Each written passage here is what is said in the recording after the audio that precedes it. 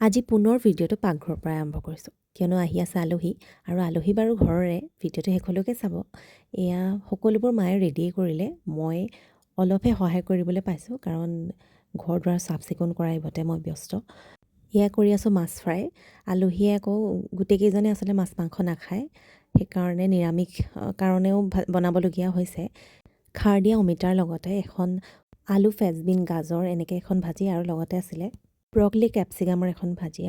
এয়া আজিৰ ভাত সাজ। তাৰপিছত ভাত পানী সকলোবোৰ খোৱা হোৱাৰ পাছতে এয়া গ'লোঁ বৰ্তাৰ ঘৰলৈও।